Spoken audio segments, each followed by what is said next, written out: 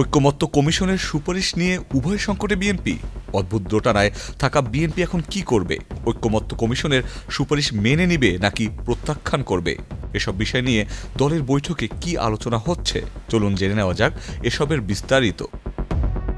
জাতীয় ঐক্যমত্য কমিশন সম্প্রতি কিছু রাজনৈতিক সংস্কারের সুপারিশ প্রকাশ করেছে। এই সুপারিশগুলোর লক্ষ্য রাজনৈতিক ব্যবস্থাকে আরও গণতান্ত্রিক, আরও স্থিতিশীল করা।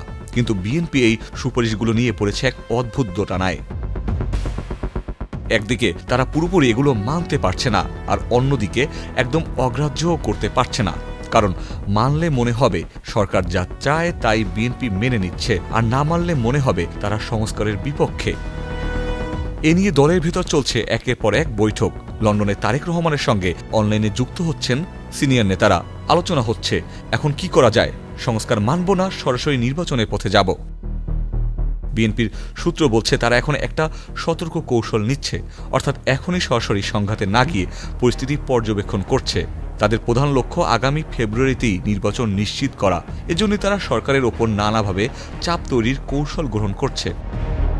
এই ধারাবাহিকতায় সংস্কার প্রস্তাবগুলো নিয়ে বিএনপির কিছু আপত্তি স্পষ্ট, যেমন গণভোটের সময় নিয়ে অস্পষ্টতা, বিরোধী মতামতের উল্লেখ না থাকা এবং সংবিধান সংস্কার পরিষদের গঠন নিয়ে অসন্তোষ।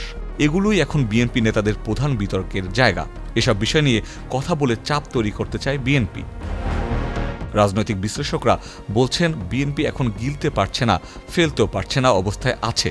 সংস্কার নিয়ে যে মেরুকরণ তৈরি হয়েছে তাতে বিএনপি কিছুটা একা হয়ে পড়েছে। বিএনপির স্থায়ী কমিটির সদস্য গায়েশ্বর চন্দ্র রায় বলেন, আমরা দেশ বাঁচাতে চাই, নির্বাচনটা হোক, নির্বাচনে যাতে কোনো ব্যাঘাত না ঘটে, এটাই বিএনপির চাওয়া। বাংলাদেশের রাজনীতিতে এটা এক গুরুত্বপূর্ণ সময়। সংস্কার আর নির্বাচনের মধ্যেই টানাপোড়েনি ঠিক করে দেবে আগামী দিনের রাজনীতি কোন পথে যাবে।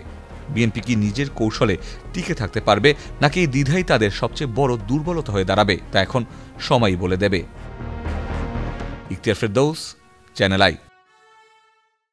বান্ডেল থাকলে প্রতি সেনমানিতে টাকা বাঁচবে।